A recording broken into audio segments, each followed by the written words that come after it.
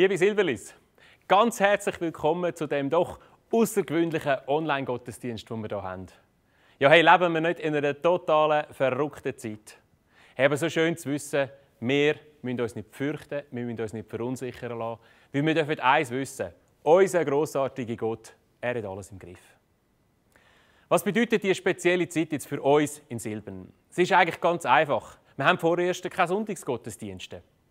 Aber wir dürfen, wenn wir in die Bibel schauen, wissen, das Evangelium hat nicht nur dazu geführt, dass Menschen zusammengekommen sind, sondern das Evangelium ist auch eine Botschaft davon, zu gehen, in die Welt zu gehen. Jesus hat gesagt, geht in alle Welt und verkündigt das Evangelium. Hey, und ich glaube, so können wir jetzt in dieser speziellen Zeit sagen, jetzt erst recht. Jetzt erst recht können wir gehen und Menschen von Jesus erzählen. Jetzt erst recht können wir gehen, unsere Kleingruppen treffen. Jetzt erst recht können wir miteinander Beziehungen pflegen. Jetzt erst recht können wir Hoffnung und Sicherheit von Gott in eine Zeit hineinbringen, die total unsicher ist. Jetzt erst recht. Die Zeit, die wir hier miteinander haben, ist eine Zeit, wo wir Kirche leben. Jetzt erst recht. Weisst, Kirche bedeutet nicht, dass wir zusammenkommen und uns hier in Silbern treffen, sondern Kirche ist dort, wo du bist. Kirche ist dort, wo Menschen sagen, jetzt erst recht. Hey, ich freue mich jetzt, dass wir heute Morgen weitergehen miteinander in unserer Predigtserie Love God, Love People mit einer Predigt von Florian Sondheimer. Kürzlich sind meine Frau und ich in der Ferien in Wals und wir haben so richtig genossen, wie ihr euch vorstellen könnt, einfach mal ausschlafen. Wir sind in einem Hotel, ausschlafen, dann feines Morgenessen und dann im Schnee so ein bisschen wandern, heimkommen, ein bisschen lesen, ein bisschen Wellness. Am Abend dann gediegen können miteinander Nacht essen, dann ein bisschen kuscheln. Und das hat unserer Ehe so richtig gut getan. Also, man kommt dann so ein bisschen näher zusammen, man geniesst das miteinander. Und mir ist so richtig aufgefallen, das ist ja etwas, was man so im Alltag eigentlich nicht hat.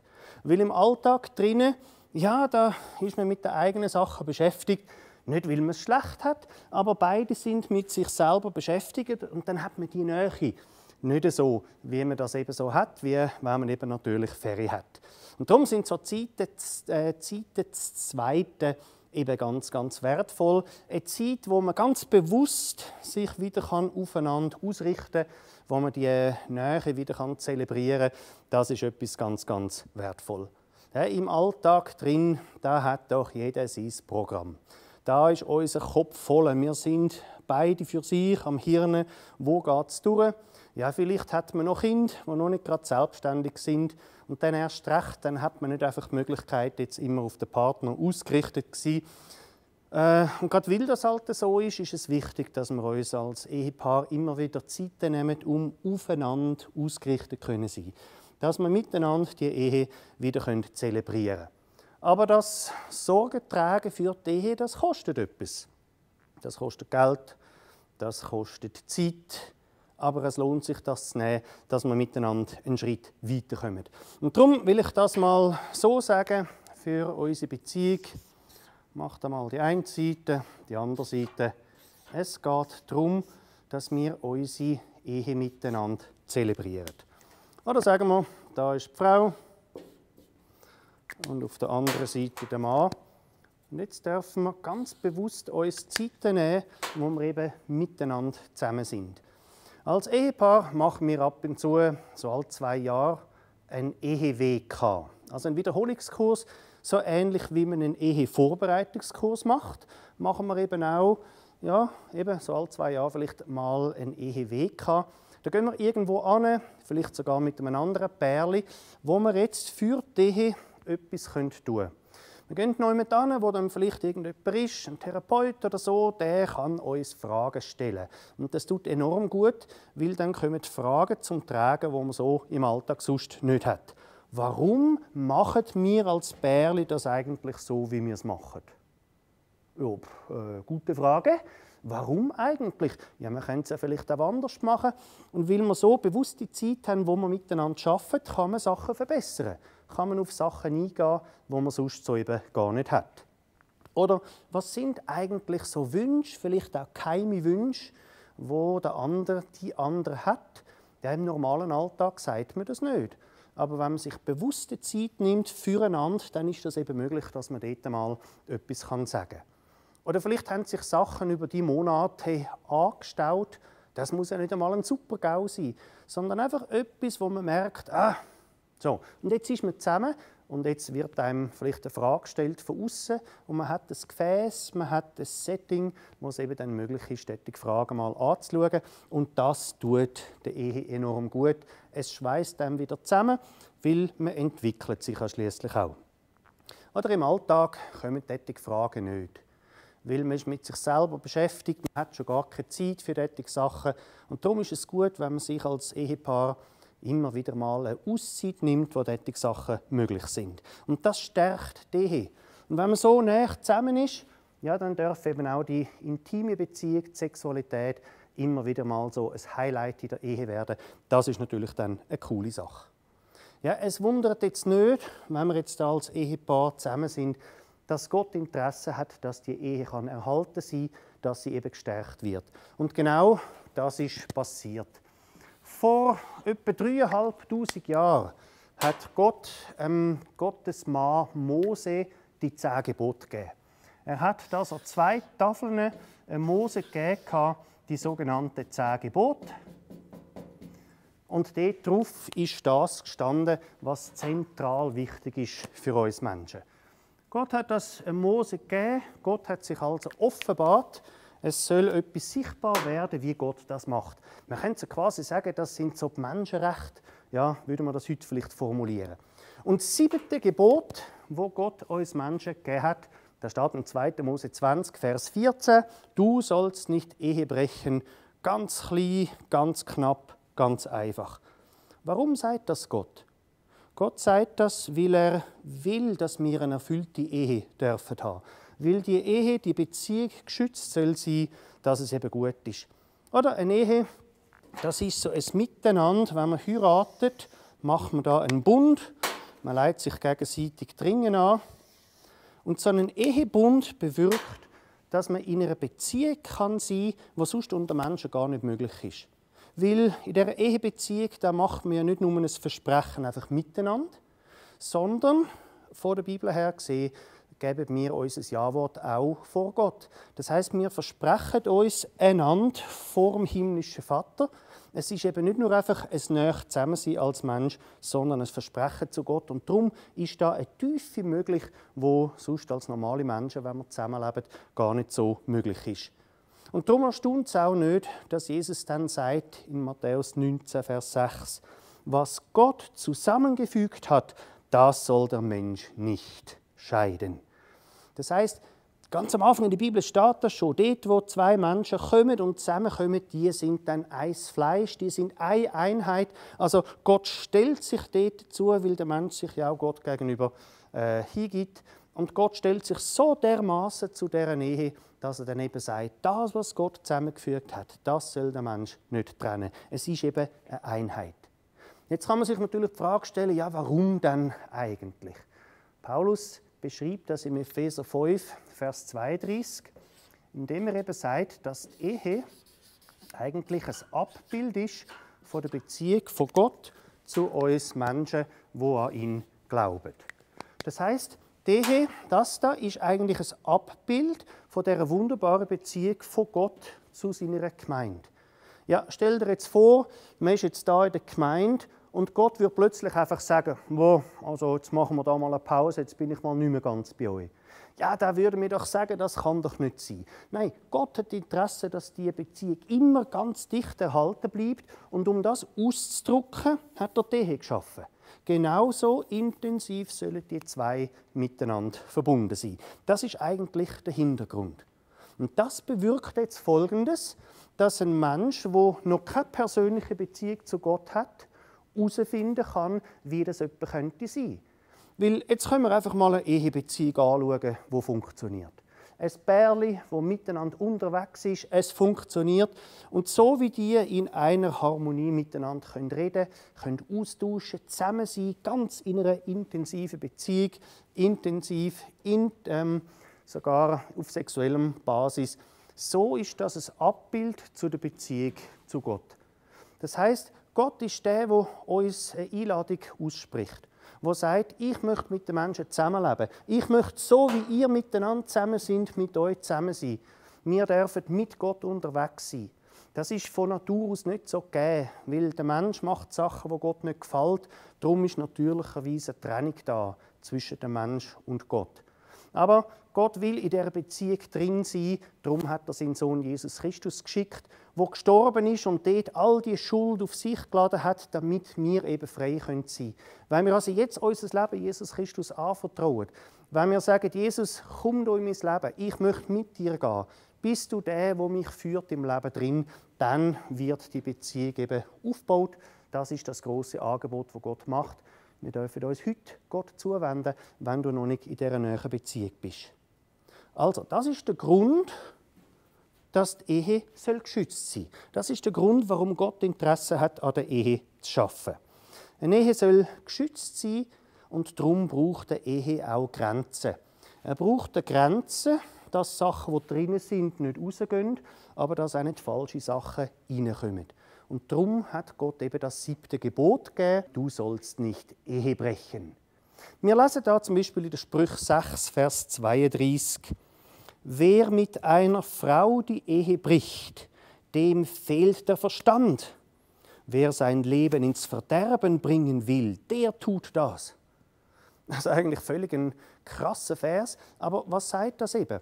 Ja, dann, wenn ich etwas aus der Ehe raustrage, das nicht raus soll, dann geht das nicht, weil das Vertrauen bricht ganz schnell zusammen. Also nehmen wir mal an, da ist jetzt so ein Typ und jetzt hat er da so Gedanken, dass er die Liebe da plötzlich auf jemand anderen ausrichten tut. Ja, zu was führt das?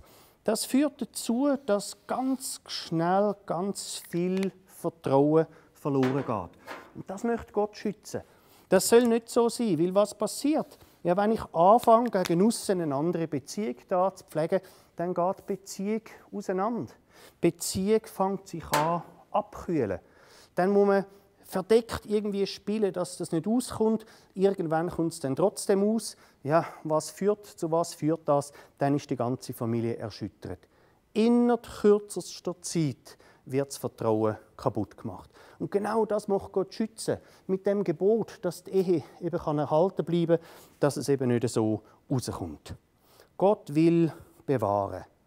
Und jetzt ist es so, dass so ein Seitensprung nicht einfach so geschieht.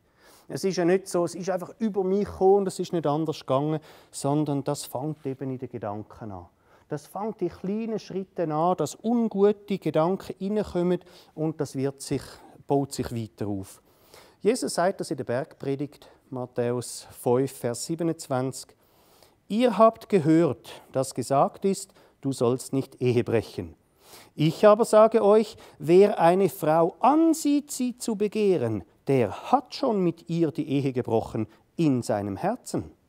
Aha, da spricht Jesus also eben die unguten Gedanken an. Es fängt eben im Kleinen an, wo ich Sachen zulasse und ich nicht mehr ganz auf den eigenen Partner ausgerichtet bin. Dort fängt an, etwas zerstört zu werden. Zerstörung fängt eben nicht erst dann an, wenn ein Seitensprung passiert ist, sondern gedanklich fängt das viel früher an, die ganze Ehe kühlt ab. Aber weißt du was? Wo du geheiratet hast, da hast du Vorzüge, vor dem Partner natürlich, aber auch vor Gott bezeugt, dass man treu sein will, zusammenhalten will, in guten wie in bösen Tagen. Und das so lange, bis der Tod scheidet, egal wie du das konkret ausgedrückt hast, aber das ist ein Versprechen, das du gemacht hast. Und darum stell dich zu dem Versprechen. Bleib da dran, was du dort eines Tages damals mal gesagt hast. Also, du hast das bezeugt, stell dich dazu. Ja gut, jetzt sagst du vielleicht, ja, aber weisst, bei meiner Beziehung, das läuft schon lange ein bisschen so, das ist schon lange nicht mehr so zusammen. Was ist denn, wenn es eben nicht gerade so rund läuft? Was soll man denn machen? Ja, es liegt ja nicht daran, dass man nicht wollen, eine gute Beziehung haben. Einmal, das wollen alle. Am liebsten würden wir alle so wollen, dass das wunderbar zusammenpasst. Aber manchmal ist es dann eben nicht. Manchmal ist viel Frust da. Manchmal hat man resigniert. Es geht irgendwo nicht einfach für sie, was sollen wir machen. Vielleicht hast du schon seit Jahren für einen Durchbruch gebetet, dass Gott doch irgendwie eingreifen möge, aber es geht irgendwie einfach nicht. Was soll man denn machen? Ja, es ist tatsächlich so, eine Ehe, die gut funktioniert, das ist ein Stück Himmel auf Erde. Wenn es aber nicht funktioniert, dann ist das natürlich voll das Gegenteil. Was könnte das jetzt heißen? Ich möchte 4 Punkte dir mitgeben, was du für deine Ehe kannst tun. Das eine möchte ich mal so sagen: Pfleg deine Ehe.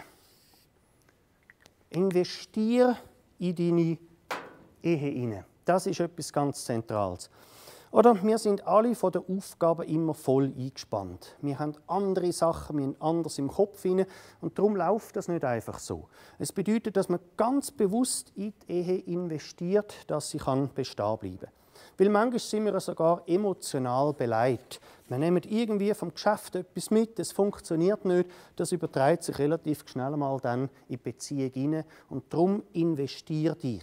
Und das meine ich jetzt gar nicht nur für die Pärchen, die nicht funktionieren, sondern auch wenn es gut läuft, investiere dich immer wieder neu in die Beziehung für den anderen. Oder sonst bricht der verschenkende Blick für den anderen. Hört sonst auf?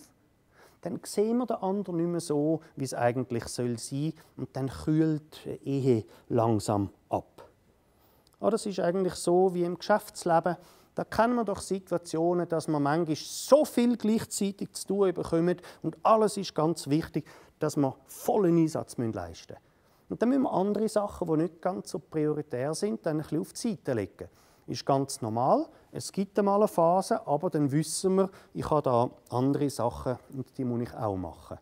Ja, aber bei der Ehe ist es auch so. Man weiss, es gibt Zeiten, da läuft so viel, dann können wir jetzt miteinander nicht gerade so viel machen, wie wir wollen. Ja, okay. Aber wenn man das weiss, das ist vorübergehend, aber nachher schauen wir wieder für die Ehe, dann geht es eben. Darum sich nicht einfach hingehen lassen, sondern sich bewusst sein, wenn viel läuft, nicht einfach das laufen lassen, sondern auch die Ehe wieder mit einbauen. Was machen wir dann im Geschäftsleben? Oder jetzt habe ich Sachen liegen lassen, aber inzwischen liegen die schon lange ein bisschen umeinander, dann trage ich mir das ein. Ich mache mir einen Termin, ich mache mir eine To-Do-Liste, damit die Sachen wieder abgearbeitet sind. Und ganz so genau auch in der Ehe. Dann mache ich eben einen Termin für die Ehe. Ich trage das ein, dann haben wir miteinander einen Eheabend. Ja gut, jetzt kann man sagen, das ist dann aber nicht mehr so romantisch, wie man sich das wünscht. Ja, selbstverständlich. Aber es hat den Vorteil, wenn ich weiss, dann haben wir wieder einen Tag oder einen Abend oder was auch immer zusammen, kann ich mich darauf einstellen. Ich kann mich darauf freuen, ich kann mich darauf vorbereiten, dass man so die Ehe auch wieder miteinander zelebrieren kann. Also, das in der Agenda eintragen. Und jetzt einfach mal wieder schön miteinander essen gehen. Irgendwo auswärts, wo man sich wieder mal gegenüber sitzen kann, ohne Stress. Oder einfach wieder mal einen Spaziergang machen, muss ja nicht, weiss ich nicht, wie lange sein. Oder mal Ferien planen, das natürlich dann auch umsetzen. Oder einen Ausflug wieder mal machen. Einfach eine Zeit, wo man zu zweit zusammen ist, wo man Zeit miteinander verbringen kann. Oder warum nicht einfach mal ein Überraschungsgeschenk heimbringen? Einfach den Partner, die Partnerin beschenken. Oder wenn man sieht, jetzt braucht er oder sie Hilfe, dass man ganz bewusst hilft. Weil damit schenkt man Zuneigung, man unterstützt und das schweißt die Beziehung auch wieder zusammen. Einfach mal eine Überraschung machen, dann ist die Ehe nicht ganz so monoton. Oder wenn man weiss, was ist das Lieblingsessen vom Partner oder der Partnerin, dass man einfach wieder mal das gerade eben heimbringt, was der andere gern hat. Ja, dann merkt man, die andere hat an mich gedacht. Oder tagsüber kann man mal ein SMS oder so schicken. Einfach mit der Message, ich liebe dich oder wie auch immer dann. Oder einfach mal ein Dankeschön sagen für das, was der andere einem immer alles macht oder was er bedeutet. Oder warum nicht mal einen Post-it-Kleber irgendwie an den Kühlschrank oder an den Spiegel hängen. Einfach, dass man miteinander in die Beziehung investieren tut. Und übrigens, Vergleich da nicht mit den allzu, weiss ich nicht was für Nachbarn, das sieht vielleicht perfekt aus, sondern sucht für euch einen Weg, wie ihr eure Beziehung baut. Das darf ein bisschen anders sein, es muss für euch stimmen. Und übrigens, pflegt pflegt deine Werte, pflegt eure Werte. Weil gerade dann, wenn es mal zu Meinungsverschiedenheiten kommt, dann ist schnell ein bisschen Gefahr, dass man dann die Werte vernachlässigt. Aber begegnet euch trotzdem mit Respekt, auch wenn einmal eine Meinungsverschiedenheit da ist. Schaut darauf, dass Vertrauen kann erhalten bleiben kann, auch wenn ihr mal nicht gleicher Meinung seid. Lebt eure Werte. Oder dann, wenn es so anfängt, sarkastisch zu werden, dann merkt man, dann hat sich im Herz drin etwas verhärtet. Das ist ein Warnsignal. Und darum, wenn du etwas sagst, dann red immer von dir. Also nicht du hast halt das falsch gemacht, sondern auf mich wirkt das so und so. Du redest von dir, du gehst von dir aus, dann greift man den anderen damit nicht gerade so an. Weißt, es ist ein bisschen so wie, sagen wir, ich komme heim und es gibt Ravioli zum Mittag, sage ich mal. Aber ich bin ein bisschen spät und dann sind die Ravioli noch in der Pfanne drin, sie sind immer noch warm. Ja, dann habe ich das 0,x wieder heiß gemacht, dass ich das essen kann. Wenn ich jetzt aber den ganzen Mittag nicht heimkomme und die Ravioli wandern im Kühlschrank und ich tue die dann am Abend essen und will die warm machen, dann braucht das viel, viel mehr Energie, dass es wirklich wieder heiß ist. Und genauso auch in der Beziehung. Schaut darauf, dass die Beziehung immer warm bleibt. Dass, wenn man dann bewusst mal zusammen ist, dann ist man schnell wieder auf heiß, dann funktioniert das, dann ist das schön. Wenn die Ehe zu fest erkaltet, ja, dann braucht es viel Energie und es ist immer noch nur lauwarm. Und darum, es ist nicht ganz zufällig, dass der Paulus im 1. Korinther 7, das Kapitel, wo er über Sexualität redet, dort im Vers 5 sagt, ja, es gibt mal Zeiten, wo wir fürs Gebet, für uns selber Ruhe brauchen, wo wir dann eben für uns allein sind, aber dann kommen sie sexuell wieder zusammen. Das heisst, regelmäßige sexuelle Kontakt, das gehört dazu, das ist wichtig für eine Ehe. Gerade in der Sexualität hat man einen guten Gradmesser, wie geht es unserer Beziehung eigentlich. Weil dort, wo es nicht so funktioniert, dort, wo innerlich so eine gewisse Distanz ist, ja, dann schlägt das sehr schnell auf die Sexualität. Man kann intim nicht zusammen sein, wenn es sonst nicht funktioniert. Hingegen, wenn es funktioniert rundherum, dann ist es in der Sexualität auch einfacher. Und darum ist es ein guter Gradmesser. So, jetzt gibt es natürlich Beziehungen, die wirklich nicht ganz so funktionieren. Was kann man denn jetzt machen? Und da denke ich mich ganz wichtig, dass wir sehen, wir haben doch da unseren Gott. Und der Gott will Einfluss nehmen in unsere Beziehungen hinein, auch wenn es eben gerade mal ein bisschen schwierig läuft. Hat Jesus uns in der Bergpredigt nicht gelehrt, dein Wille geschehe wie im Himmel, so auch auf Erden? Das heisst, wenn es jetzt da gerade ein bisschen eine Distanz gibt, was dürfen wir beten? Dass der Wille von Gott umgesetzt kann sein in der Ehe. Ja, Gott ist ein Gott vom Leben. Gott ist der Überfluss schenken will und darum dürfen wir, ja sollen wir darum bitten, dass eben genau das Leben vom Himmel runterkommt in die Beziehung hinein. Oder manchmal sind wir so resigniert, dass wir nicht mehr einmal beten können, keine Energie mehr haben. Aber da haben wir eine Verheißung, dass wir reinbeten können, dass wir die Wahrheit in die Ehe hinein proklamieren können, dass wir das anpacken im Gebet, dass wir uns nicht einfach schlittern lassen, dass wir schon gar nicht mehr beten, sondern dass wir die Verheißung in Anspruch nehmen. Die Bibel ist voller Gebetserhörungen, die uns eben gerade zeigt, dass man da einen Gott hat, der hineinwirken will. Und darum lass das Gebet nicht los, auch wenn du ein bisschen resigniert hast. Natürlich, Hebräer 10, Vers 36, dort heisst es, dass wir Geduld brauchen, damit wir das Verheißene erlangen können. Das gilt jetzt sicher da auch für die Beziehung. Aber schau darauf, dass du im Gebet kannst dranbleiben kannst. Jetzt finde ich aber wichtig, vielleicht gerade wenn es ein bisschen Distanz hat, dass man nicht nur betet für Beziehung, sondern dass man eben auch noch etwas anderes in Anspruch nimmt. Und das ist mein dritter Punkt: holt euch Hilfe. Oder, sag mal, da ist die eine Person, da ist die andere Person. So, und jetzt sich Hilfe holen. Also, mal das da noch ein bisschen an. Da ist vielleicht sie. Er ist auf der anderen Seite. Und jetzt geht es darum, dass wir nicht einfach alleine durchs Leben gehen, sondern dass wir Hilfe in Anspruch nehmen. Also nicht nur einfach beten, sondern dass wir sagen, und wir holen uns Hilfe von außen. Das ist manchmal so ein bisschen peinlich, weil als Christ hat man es doch einfach gut und jetzt da dazu stehen, dass es nicht so gut geht.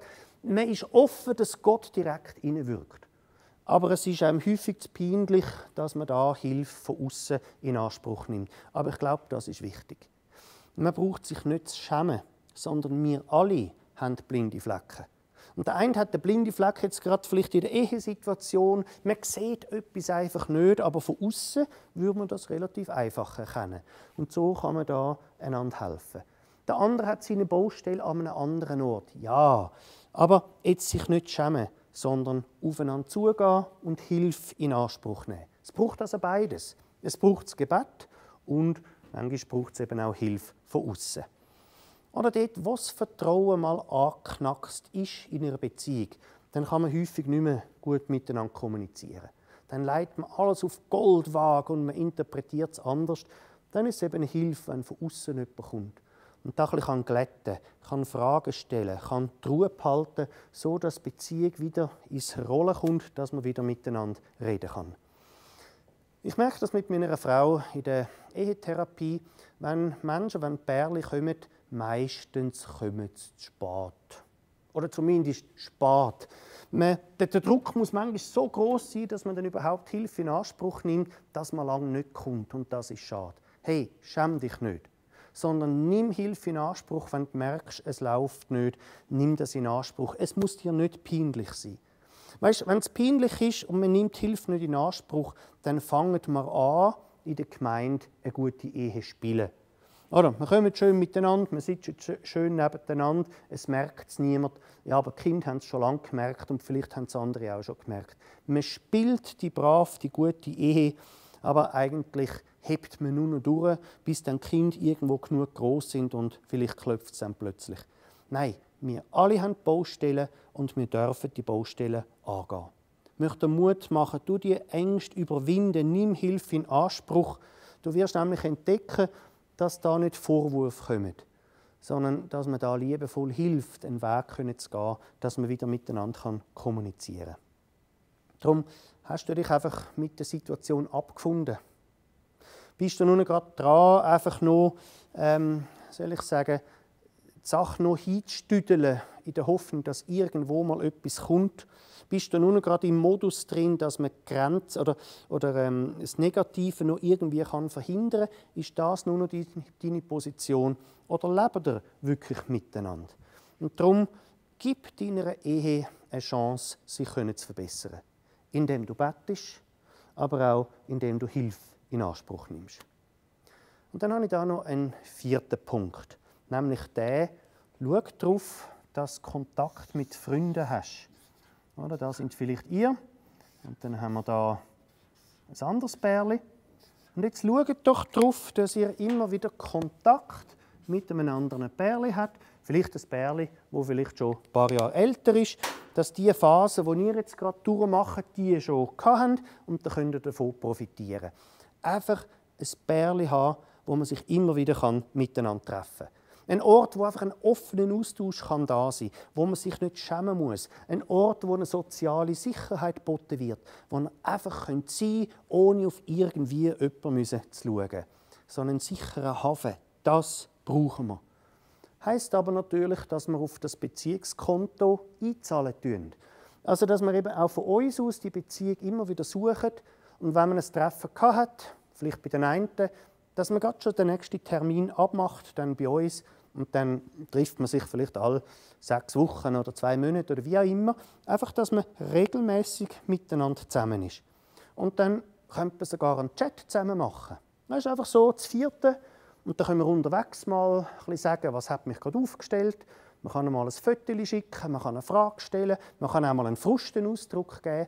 Aber weil man miteinander unterwegs ist, liegt das eben drin. Und man wird feststellen, mal hat der eine, mal hat der andere so ein bisschen Krise. Aber haben wir Freunde? Ja, als Einzelperson, aber auch als Ehepaar haben wir Freunde. Das finde ich etwas ganz Wesentliches, weil viele Menschen gehen letztlich alleine durch die Welt und dann hat man so den Austausch nicht. Ich möchte dich also ermutigen, dass du ein Veränderungsprojekt anpacken tust. Ein Veränderungsprojekt, das ihr miteinander abmachen könnt. Was wollen wir zum Beispiel die nächsten 2 Wochen mal anpacken und verändern? Nur schon dafür, dass ihr euch entscheidet, wir wollen so ein Projekt machen, fängt man nämlich an, miteinander zu reden. Und das ist bereits schon mal ein Schub nach vorne. Also, wir haben gesehen, Beziehung ist nicht einfach automatisch näher zusammen, sondern manchmal geht es auch ein bisschen auseinander. Und das heisst, dass man eben an der Beziehung arbeiten muss, und zwar nicht erst dann, wenn es eine Krise hat, sondern immer schon arbeiten. Gott unterstützt das. Er hat nämlich durch den Mose die 10 Gebote gegeben, wo es geheißen hat, du sollst nicht Ehe brechen. Er schützt das. Der Grund ist, weil die Ehe ein Abbild von der Gemeinde zu Gott ist. Denk daran, du hast einen Bund geschlossen. Stell dich zu dem Bund, der da war. Lass es nicht zu, dass deine Gedanken irgendwo abwandern. Das tut nicht gut. Und wenn du merkst, die Beziehung ist ein bisschen auseinander, nimm schnell einmal Hilfe in Anspruch. Gang den Weg nicht allein, dann kann man das genug früh aufarbeiten. Und die Hilfe ist, wenn wir mit Freunden zusammen sind, wo wir uns regelmäßig treffen. Ich wünsche mir, dass du da ein Veränderungsprojekt anpacken kannst. Das soll für dich da sein. Ich möchte zum Schluss noch beten. Du sollst sehr gesegnet sein von unserem Gott. Vater im Himmel, ich danke dir. Danke, dass du die Ehe geschaffen hast und dass du sie wunderbar gut gemacht hast. Danke, schützest du die Ehe auch, dass wir sie geniessen dürfen, dass sie erhalten bleibt.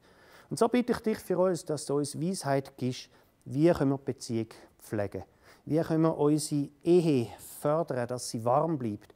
Ich bitte dich auch für Mut, dort, wo etwas schwierig geworden ist, dass wir dranbleiben im Gebet, dass wir aber auch Hilfe dürfen holen. Und gerade für die Pärchen, die alleine sind, bitte ich dich, dass du Gnade gibst, ein anderes Pärchen zu finden, dass wir miteinander den Weg gehen können. Danke, sind wir nicht alleine. Danke, bist du mit uns. Danke für das wunderbare Gebot, das wir neu packen dürfen. Du bist mit uns und dein Segen ist mit uns. Amen. Ganz herzlichen Dank, Florian. Wie geht es jetzt weiter diese Woche? Wir haben euch informiert, dass der Gebetsabend vom kommenden Dienstag nicht stattfinden wird. Aber am Mittwoch gibt es eine super Gelegenheit. Falls du da bist und sagst, jetzt erst recht. Falls du sagst, ich will mein Glaubensfundament so richtig solid bauen. Ich will mehr wissen über den Glauben an Jesus. Dann hast du eine super Gelegenheit. Am kommenden Mittwoch, am 11. wird unser Kurs Gott kennenlernen neu starten. Und du hast die Möglichkeit, noch einzusteigen. Mehr Informationen dazu findest du auf unserer Homepage. Du kannst dich anmelden. Für all die, die sich am Schluss taufen lassen, besteht natürlich dann auch diese Möglichkeit. Wir werden euch weiter informieren über unsere Homepage, über Newsletter, über die sozialen Medien. Und wir freuen uns auf die Zeit, die kommt. Weil wir wissen eins, jetzt erst recht. Hey, ich wünsche euch eine fantastisch coole Woche. Gottes Segen.